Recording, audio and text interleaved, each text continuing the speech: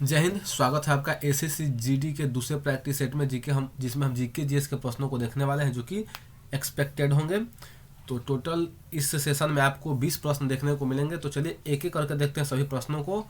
तो सबसे पहला प्रश्न देखते हैं, किस मुगल शासक ने दीन इलाही धर्म चलाया था? ऑप्शन है ए बाबर, बी हुमायूं, सी अकबर और डी शाहजहां। सही आंसर हो जाएगा सी अकबर। अकबर ने दीन इलाही धर्म को चलाया था, जिसको अपनाने वाला पहला व्यक्ति था बीरबल। ठीक, इस धर्म को अपनाने वाला पहला व्यक्ति था बीरबल, जिसका मूल नाम क्या था? महेश दास था। ठीक है, जो कि बीरबल अकबर के नवरत्नों में से एक था। नेक्स्ट देखते हैं अगला प्रश्न को। प्रश्न संख्या 2, भारत में वन्य जीव संरक्षण अधिनियम किस वर्ष लागू किया गया था? ऑप्शन है ए 1957, बी 1972, सी 1973 या डी 1987। सही आंसर हो जाएगा बी 1972 में भारत में वन्य जीव संरक्षण अधिनियम को लागू किया गया और इसके तहत 1973 में भारत में प्रोजेक्ट टाइगर की शुरुआत हुई। प्रोजेक्ट टाइगर की शुरुआत की गई। एक क्वेश्चन आप बताइए कमेंट बॉक्स में कि प्रोजेक्ट एलिफेंट की शुरुआत कब की गई? प्रोजेक्ट एलिफेंट की शुरुआत कब की गई? इसका आंसर आप कमेंट बॉक्स में दे दीजिए। ठीक है, तब तक चलते हैं अगले प्रश्न की तरफ। अगला प्रश्न है हमारा, पवन की गति को मापने वाला उपकरण है? ऑप्शन है ए पोलोमीटर, बी एनीमोमीटर, सी हाइड्रोमीटर या फिर डी हाइग्रोमीटर। सही आंसर हो जाएगा बी एनीमोमीटर। पवन की गति को कौन सा यंत्र मापता है? तो एनीमोमीटर मापता है। तो सही आंसर हो जाएगा बी। नेक्स्ट प्रश्न देखते हैं, प्रश्न संख्या 4, भारत में पहला कृषि विज्ञान केंद्र कहाँ स्थापित हुआ था? ऑप्शन है ए चंडीगढ़, बी पुडुचेरी, सी लक्षद्वीप या फिर डी नई दिल्ली। सही आंसर हो जाएगा बी पुडुचेरी। पुडुचेरी में पहला कृषि विज्ञान केंद्र स्थापित किया गया था। नेक्स्ट प्रश्न संख्या 5, Indira Gandhi centre for atomic research किस राज्य में स्थित है? ऑप्शन है ए राजस्थान, बी तमिलनाडु, सी महाराष्ट्र या फिर डी केरल। सही आंसर हो जाएगा इसका बी तमिलनाडु में Indira Gandhi centre for atomic research जो है स्थित है। नेक्स्ट प्रश्न संख्या 6, कार्यपालिका का प्रमुख कौन होता है? ऑप्शन है ए प्रधानमंत्री, बी राष्ट्रपति, सी संसद या फिर डी मुख्य न्यायाधीश। सही आंसर हो जाएगा बी राष्ट्रपति। राष्ट्रपति जो होता है कार्यपालिका का प्रमुख होता है। लेकिन अगर क्वेश्चन में ऐसा पूछ दे कि कार्यपालिका का वास्तविक प्रधान कौन होता है तो उसका आंसर यहाँ पे प्रधानमंत्री आप ठीक कीजिएगा। चलिए राष्ट्रपति से संबंधित कुछ अनुच्छेदों को देख लेते हैं। जैसे कि सबसे पहले अनुच्छेद की बात की जाए, अनुच्छेद 52, अनुच्छेद 52 कहता है कि भारत में एक राष्ट्रपति होगा, यानी कि राष्ट्रपति के पद की चर्चा किस अनुच्छेद में है? तो अनुच्छेद 52 में। बात की जाए वहाँ पे अनुच्छेद 53 की, तो इसमें कहता है कि राष्ट्रपति कार्यपालिका का प्रमुख होगा। राष्ट्रपति जो होगा कार्यपालिका का क्या होगा? प्रमुख होगा। तो इसकी चर्चा किस में है? अनुच्छेद 53 में। क्वेश्चन पूछा जाए कि किस अनुच्छेद के तहत राष्ट्रपति कार्यपालिका का प्रमुख होता है तो आंसर हो जाएगा अनुच्छेद 53 और क्वेश्चन भी यही है। ठीक है, अगला है अनुच्छेद 54। अनुच्छेद 54 में जो है निर्वाचन मंडल की बात की गई है। निर्वाचन मंडल की बात की गई है कि राष्ट्रपति के निर्वाचन में कौन कौन भाग लेगा। तो कौन कौन भाग लेता है? लोकसभा, राज्यसभा तथा विधान सभा के निर्वाचित सदस्य यानी कि इलेक्टेड मेंबर्स इसमें भाग लेते हैं। अनुच्छेद 55 की बात की जाए तो अनुच्छेद 55 में जो है चुनाव की प्रक्रिया को बताया गया है। चुनाव की प्रक्रिया, और चुनाव की प्रक्रिया कैसी होती है? तो एकल संक्रमणीय मत पद्धति होती है। ठीक, तो अनुच्छेद 55 में चुनाव की प्रक्रिया को बताया गया है। वही अनुच्छेद 56 की बात करें तो अनुच्छेद 56 में राष्ट्रपति का कार्यकाल बताया गया है, जो कि कितने वर्षों का होता है? तो 5 वर्ष का होता है। अगला अनुच्छेद है अनुच्छेद 57। अनुच्छेद 57 की बात करें तो इसमें राष्ट्रपति का टर्म बताया गया है। टर्म कहने का मतलब कि एक व्यक्ति कितनी बार राष्ट्रपति बन सकता है।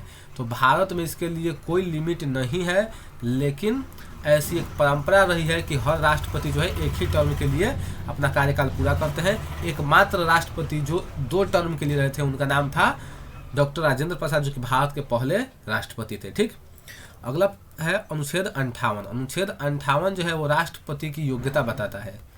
राष्ट्रपति की योग्यता किसमें है? तो अनुच्छेद 58 में। अगली बात की जाए तो अनुच्छेद 59, इसमें राष्ट्रपति बनने के हेतु शर्त बताया गया है। अनुच्छेद 60 की बात करें तो इसमें राष्ट्रपति की शपथ की बात की गई है। जो कि कौन दिलाता है, तो सुप्रीम कोर्ट का चीफ जस्टिस। ठीक है, सुप्रीम कोर्ट का कौन, चीफ जस्टिस दिलाता है। उसके बाद अनुच्छेद 61 की बात करें तो इसमें राष्ट्रपति पर महाभियोग की चर्चा की गई है। राष्ट्रपति पर महाभियोग, ठीक, राष्ट्रपति को क्या चला गया है, तो महाभियोग की चर्चा की गई है। तो ये रहा राष्ट्रपति से संबंधित सभी अनुच्छेद 52 से लेकर अनुच्छेद 61 तक। एक एक करके इसको फिर से देख लेते हैं। 52 जो होता है राष्ट्रपति का पद बताता है। 53 कार्य बताता है कि राष्ट्रपति कार्यपालिका का प्रमुख होगा। 54 बताता है निर्वाचन मंडल के बारे में। 55 बताता है चुनाव की प्रक्रिया के बारे में। 56 बताता है कार्यकाल के बारे में। 57 टर्म के बारे में बताता है। अनुच्छेद 58 राष्ट्रपति की योग्यता बताता है। 59 शर्त बताता है। 60 जो है शपथ बताता है। और 61 जो है राष्ट्रपति पर महाभियोग को बताता है। तो राष्ट्रपति से संबंधित ये कुछ अनुच्छेद थे, इनको आप स्क्रीनशॉट ले सकते हैं या नोट डाउन कर सकते हैं। अगला प्रश्न देखते हैं, प्रश्न संख्या 7। वाट प्रति घंटा इकाई है। ऑप्शन है ए ऊर्जा की, बी विद्युत की, सी धारा की, या फिर डी विभव की। सही आंसर हो जाएगा ए ऊर्जा की। वाट प्रति घंटा जो है ये ऊर्जा का मात्रक है, तो सही आंसर हो जाएगा ए। नेक्स्ट प्रश्न पर चलते हैं, प्रश्न संख्या 8। बृहस्पति और मंगल के बीच परिक्रमा करने वाले छोटे ग्रहों को क्या कहा जाता है। ऑप्शन है ए पुच्छल तारे, बी उल्का, सी क्षुद्र ग्रह, या फिर डी नोआ। सही आंसर हो जाएगा सी क्षुद्र ग्रह। बृहस्पति और मंगल के बीच परिक्रमा करने वाले छोटे ग्रहों को क्या कहते हैं, क्षुद्र ग्रह कहते हैं। लेकिन यही ग्रह जब पृथ्वी पर आने लगते हैं, पृथ्वी के वायुमंडल में आने लगते हैं, तो उनको उल्का पिंड कहते हैं। ठीक, नेक्स्ट क्वेश्चन देखते हैं, प्रश्न संख्या 9। निम्नलिखित में से किसे सह्याद्री पर्वत श्रृंखला के नाम से भी जाना जाता है। ऑप्शन है ए पूर्वी घाट, बी पश्चिमी घाट, सी शिवालिक, या फिर डी विंध्य। सही आंसर हो जाएगा बी पश्चिमी घाट। पश्चिमी घाट को सह्याद्री पर्वत श्रृंखला के नाम से भी जाना जाता है। नेक्स्ट देखते हैं, प्रश्न संख्या 10। सॉरी, देख लीजिए, सह्याद्री पर्वत श्रृंखला यही है। देखिए पश्चिमी घाट यहाँ महाराष्ट्र से शुरू होता है और यहाँ तक लास्ट में केरल तक जाता है पश्चिमी घाट। ठीक, तो इसको आप मैप के थ्रू भी देख सकते हैं। नेक्स्ट को देखते हैं, प्रश्न संख्या 10। बॉल पेन किस सिद्धांत पर काम करता है। ऑप्शन है ए श्यानता, बी बॉयल का नियम, सी गुरुत्वीय बल, या फिर डी पृष्ठ तनाव। सही आंसर हो जाएगा सी गुरुत्वीय बल। बॉल पेन जो है गुरुत्वीय बल पर काम करता है। इसलिए देखिएगा, जब कभी आप बॉल पेन को ऐसे उल्टा करके लिखिएगा या दीवार पर ऐसे सीधा करके लिखिएगा तो चलना बंद कर देता है। यानी कि क्योंकि जब बॉल पेन को आप ऐसे कर दीजिएगा तो उसका जो इंक होता है वो गुरुत्वीय बल के कारण नीचे की तरफ खिसकने लगता है, और जिस कारण यहाँ पे इंक ऊपर नहीं पहुँच पाता है और सही से आप नहीं लिख पाते हैं। तो लिखने के लिए हम जरूरी क्या है कि हम पेन ऐसे होना चाहिए, ऐसे होगा तभी पेन से लिखा जा सकता है। ऐसे या ऐसे आप पेन से नहीं लिख सकते हैं, क्योंकि जब ऐसे लिखेगा तो गुरुत्वीय बल उल्टा काम करेगा और इंक जो है ऊपर ना जाकर नीचे आने लगेगा। ठीक है, इसलिए कभी कभी देखिएगा कि पॉकेट में हम पेन रखते हैं लोग, तो उल्टा जब पेन ऐसे रख देते हैं लोग, तो कभी कभी क्या करता है वो, जिसको हम लोग बोलते हैं लोग भोजपुरी भाषा पेन ऊँक दिया। ठीक है, तो वो भी उसी के कारण होता है। ठीक है, चलिए अब अगला प्रश्न देखते हैं, उम्मीद है समझ गए होंगे। ग्रेट बैरियर रीफ क्या है। ऑप्शन है एक प्रवाल रचना है, बी पर्वत श्रृंखला है, सी मानव निर्मित दीवार है, या फिर डी ज्वारीय भित्ति है। सही आंसर हो जाएगा ए प्रवाल रचना है। ग्रेट बैरियर रीफ क्या है, एक प्रवाल रचना है जो कि मूंगा द्वारा, मूंगा होता है, मूंगा के ये अपशिष्ट पदार्थ से बनता है। और हमारा जो भारत के पश्चिम साइड में जो लक्षद्वीप है, लक्षद्वीप इसी का बना हुआ है, परवाल से ही बना हुआ है। ठीक, तो देख लीजिए ग्रेट बैरियर रीफ को आप मैप में देख लीजिए, रहा अपना ऑस्ट्रेलिया, अपना नहीं दूसरे का ऑस्ट्रेलिया देश, और ऑस्ट्रेलिया देश के पूर्वी साइड में ग्रेट बैरियर रीफ यहाँ पे आपको दिखाई दे देगा। ये क्वेश्चन मेरे दिल्ली पुलिस में क्वेश्चन पूछा था ऐसा, ठीक, कि ग्रेट बैरियर रीफ ऑस्ट्रेलिया के किस दिशा में पड़ता है।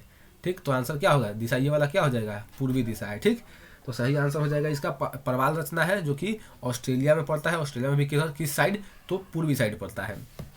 नेक्स्ट क्वेश्चन अब चलिए देख लेते हैं, प्रश्न संख्या 12। निम्नलिखित में किस प्रकार की जलवायु में लेटेराइट मृदा विकसित होती है।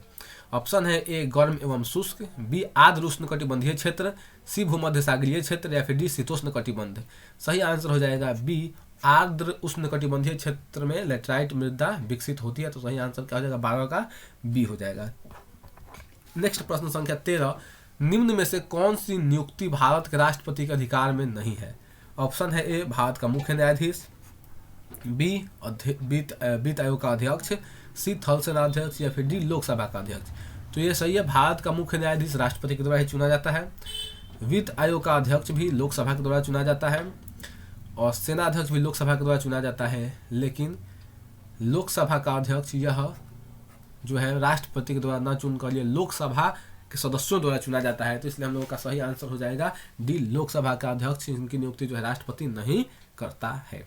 ठीक, एक क्वेश्चन बताइएगा कि वर्तमान में वित्त आयोग का अध्यक्ष कौन है। 15वां वित्त आयोग चल रहा है, इसका अध्यक्ष कौन है, इसका आंसर आप कमेंट बॉक्स में दे दीजिए। इसका आंसर दे दीजिए, फिर ये भी बता दीजिए भारत का मुख्य न्यायाधीश कौन है, और ये भी बता दीजिए कि वर्तमान में थल सेनाध्यक्ष कौन है। तीनों का आंसर आप कमेंट बॉक्स में दे दीजिए। नेक्स्ट देखिए प्रश्न संख्या 14, टार्डीग्रेड किससे संबंधित है। ऑप्शन है ए, चंद्रमा पर इजरायली मिशन से, बी, बृहस्पति उपग्रह की खोज से, सी, नासा का अंतरिक्ष यान है, या फिर डी, रूसी उपग्रह है।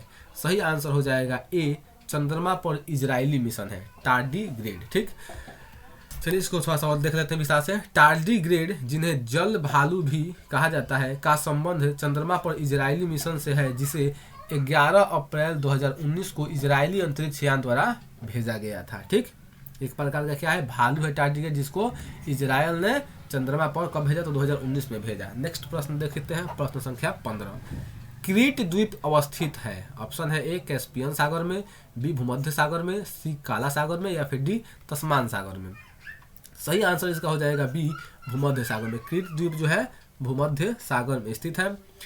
क्रीट द्वीप भूमध्य सागर में अवस्थित है, जिसे यूनान के द्वीपों में सबसे बड़ा द्वीप माना जाता है और भूमध्य सागर का 5वां सबसे बड़ा द्वीप है। ठीक, नेक्स्ट प्रश्न, प्रश्न संख्या 16, माउंट सिनाबुंग ज्वालामुखी सक्रियता के लक्षण के कारण चर्चा में रहा।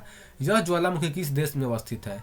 ऑप्शन है ए, इंडोनेशिया, बी, श्रीलंका, सी, ऑस्ट्रेलिया, या फिर डी, जापान। सही आंसर हो जाएगा ए, इंडोनेशिया।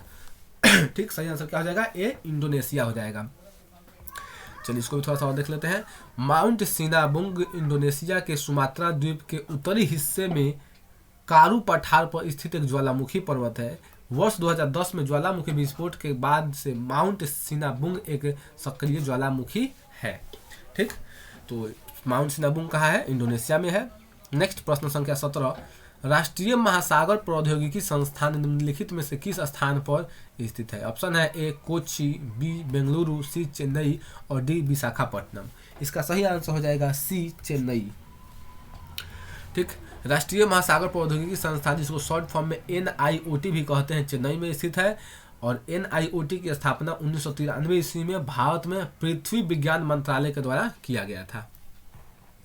चलिए प्रश्न संख्या 18, हाल ही में पेंशन फंड नियामक और विकास प्राधिकरण के अध्यक्ष के रूप में किसे नियुक्त किया गया है। ऑप्शन है ए, सिद्धार्थ मोहंती, बी, दीपक मोहंती, सी, नीलम समी राव, या फिर डी, तबलेश पांडे। सही आंसर इसका हो जाएगा दीपक मोहंती। दीपक मोहंती को पेंशन फंड नियामक और विकास प्राधिकरण का अध्यक्ष बनाया गया है। तो सही आंसर हो जाएगा बी, दीपक मोहंती।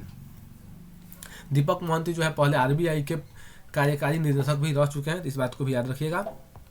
नेक्स्ट, यूरोप की एक पर्वत श्रृंखला है। ऑप्शन है ए, आल्प्स, बी, हिमालय, सी, एंडीज, या फिर डी, रॉकी। सही आंसर हो जाएगा ए, आल्प्स जो है यूरोप की एक पर्वत श्रृंखला है। तो सही आंसर क्या हो जाएगा, इसका ए हो जाएगा। नेक्स्ट प्रश्न संख्या 20, पश्चिमी भाग में हिमालय की श्रेणियों का दक्षिण से उत्तर की ओर निम्नांकित में से कौन सा क्रम सही है। तो इसका सही आंसर देखते हैं, महान हिमालय, लघु हिमालय नहीं होगा, क्योंकि महान हिमालय जो है ये उत्तर में पड़ता है, तो ये वाला नहीं हो पाएगा। शिवालिक ठीक है, उसके बाद लघु, उसके बाद महान, जी यही आंसर सही होगा। सबसे दक्षिण में आपको शिवालिक पड़ेगा, उसके उत्तर लघु, और फिर उसके उत्तर में महान हिमालय। तो सही आंसर हो जाएगा बी। तो दोस्तों ये रहा ओवरऑल आज का सेशन है। उम्मीद है आपको सेशन अच्छा लगा होगा। आप अंत तक बने रहे, इसके लिए आपका बहुत बहुत धन्यवाद, आभार। ठीक है, वैसे तो मैं बोलता नहीं हूँ, लेकिन मैं बोल देता हूँ कि चैनल को सब्सक्राइब कर दीजिएगा, नहीं किया तो वीडियो को लाइक कर दीजिएगा, शेयर कर दीजिएगा। हाँ, अगर आप आर्थिक रूप से सक्षम हो और हमें सहयोग देना चाहें तो चैनल को ज्वाइन भी कर लीजिएगा। ठीक, तो चलिए यहीं पे हम सेशन को समाप्त करते हैं। फिर से आपका बहुत बहुत धन्यवाद।